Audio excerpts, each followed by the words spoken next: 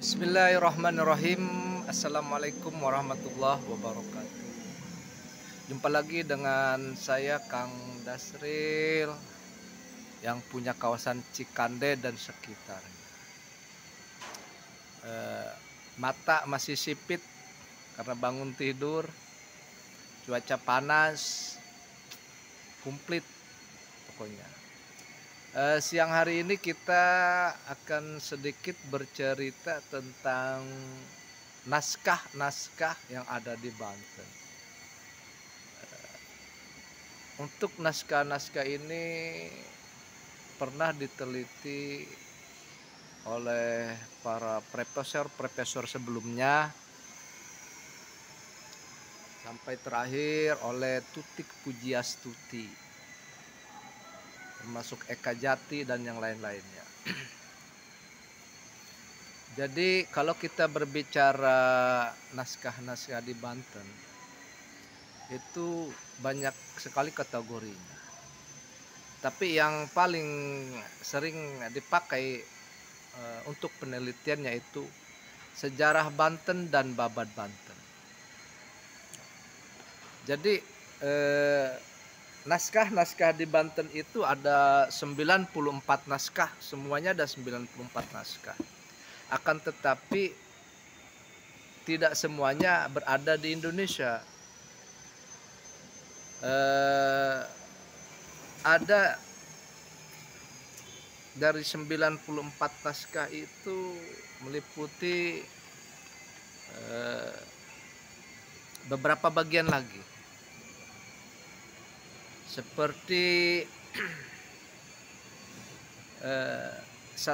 tentang agama, tentang bahasa, tentang kemasyarakatan, atau tentang juga magis atau termasuk kepercayaan kepada kekuatan gaib atau sebetulnya spiritual.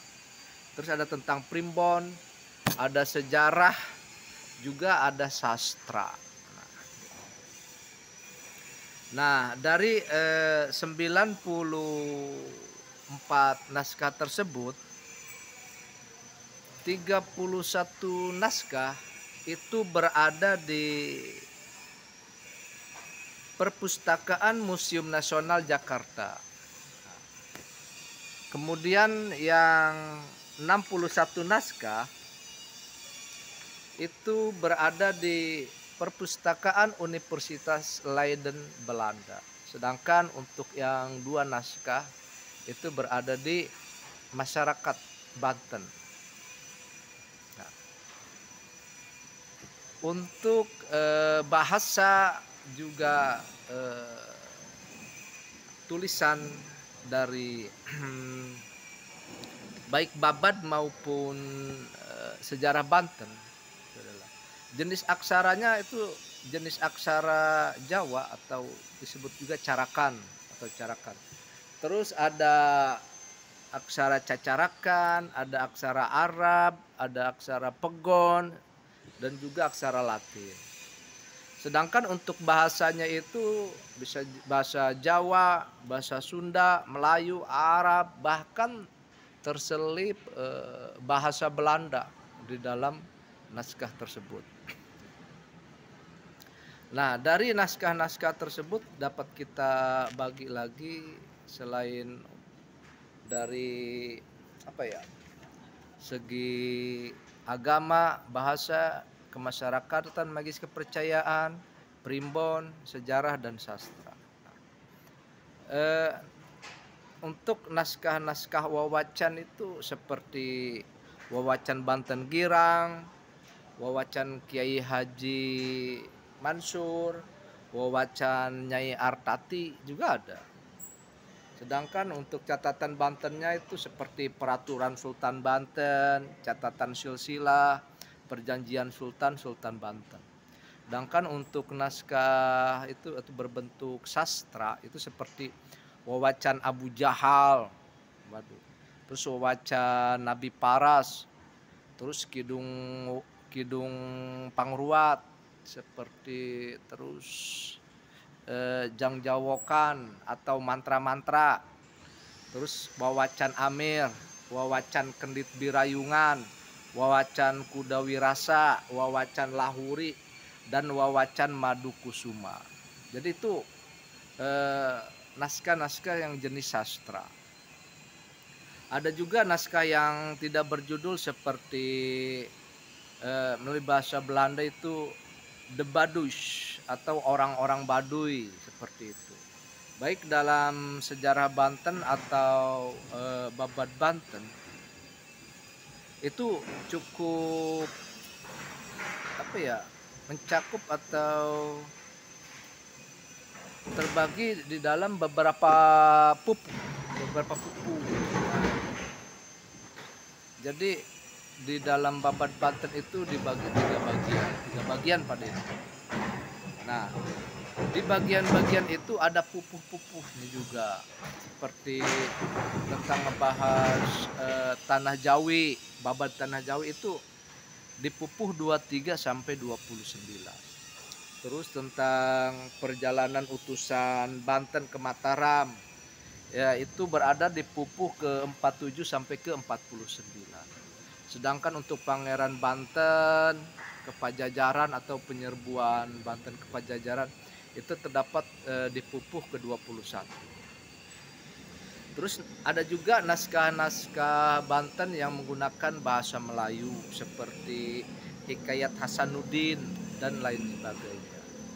Nah, jadi naskah-naskah ini itu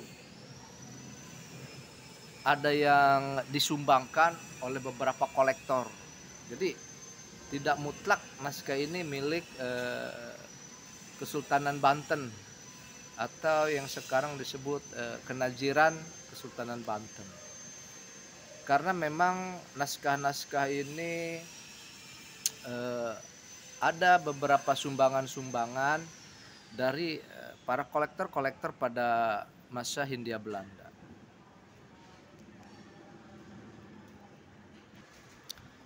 Jadi sumbangan-sumbangan naskah ini seperti dari naskah miliknya Senok Horanje, seperti Brandes, juga Bijel, juga Warner. Itu naskah-naskah mereka yang diteliti oleh Husein Jayadiningrat, itu profesor pertama di Indonesia yang memiliki gelar profesor berasal dari Banten. Dari 4 naskah yang menceritakan atau tentang sejarah Banten itu, yang pertama cerita tentang Pucuk Umun, cerita Raden Tegal, cerita Haji Muhammad Bakri, dan cerita-cerita zaman baheula. Untuk sejarah Banten dan Babat itu pertama kali ditulis pada tahun 1662 sampai 1663, yaitu atas nama Sandi Maya dan Sandi Sastra. Nah, kemudian disebutnya disalin ulang. Kemudian disalin ulang naskah-naskah itu yang ditulis oleh Sandi Maya dan Sandi Sastra pada tahun 1701 atau 1702. Itu saduran pertama dari naskah Babat Banten. Nah, untuk redaksi ketiga itu tulisannya pada tahun 1732 Masehi. Nah, dari salinan ini ada beberapa tambahan teks. Jadi menurut Husein Jayadiningrat itu ada 10 naskah tersebut itu memiliki isi yang sama. Jadi 10 naskah jadi memiliki isi yang sama. Itu menurut Husein Jayadiningrat dalam penelitian beliau.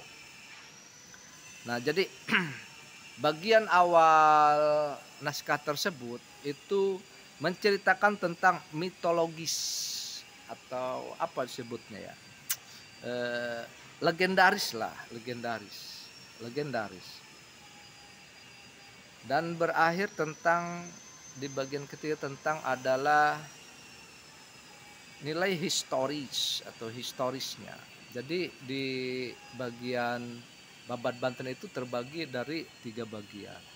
Itu bagian awal cerita tentang masuknya Islam, terus di bagian kedua tentang mitologis dan legendaris, dan bagian ketiga yaitu tentang historis. Nah, ada juga di sini tentang naskah yang pernah diteliti oleh Tutik Pujiastuti, yaitu terdiri dari 31 naskah, yaitu dari sejarah Banten. Ada tentang naskah Babad Kaung Baduy, Babad Kaung Baduy. Ada juga Babad Kaung Lebak, juga ada Carita Haji Muhammad Mukri dan Wawacan Banten Girang. Nah, kemudian naskah Banten ini bercerita tentang apa sebenarnya? Jadi naskah Banten ini adalah naskah yang dibuat di Banten, yaitu isinya bercerita tentang jadi kehidupan masyarakat di Banten dan kebudayaan Banten itu sepanjang sejarah itu, baik secara langsung maupun tidak langsung. Nah, naskah-naskah yang di Banten ditemukan di Banten pada umumnya terbuat dari daluang, juga terbuat dari kertas. Nah, daluang ini itu ada 2 jenis, buatan lokal juga impor dari Cina. Sedangkan itu kertas sudah dibawa oleh penjajah Belanda ke Indonesia, sehingga banyak juga naskah-naskah Banten itu terbuat dari kertas. Hanya saja tulisannya tulisan baik itu Pegon, Jawa dan lain-lain.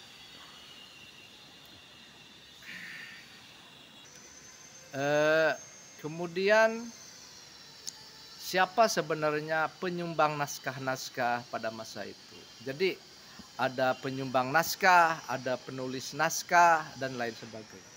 Kalau untuk penyumbang naskah seperti Ahmad Hussein Jayadiningrat, yaitu Bupati Serang atau Regen ya pada saat itu berkedudukan di Serang. Kemudian Haji Danuri, beliau itu sebagai penulis naskah. Kemudian Mangundi Karya, yaitu seorang guru, yaitu guru atau pengarang juga, dia juga ahli bahasa. Termasuk di sini adalah Patih Menes. Patih Menes juga ya, itu penyumbang dan penulis naskah. Nah, terus dari ketiga lokasi atau apa ya, tempat-tempat penyimpanan naskah seperti di Museum Nasional, di Leiden dan di masyarakat.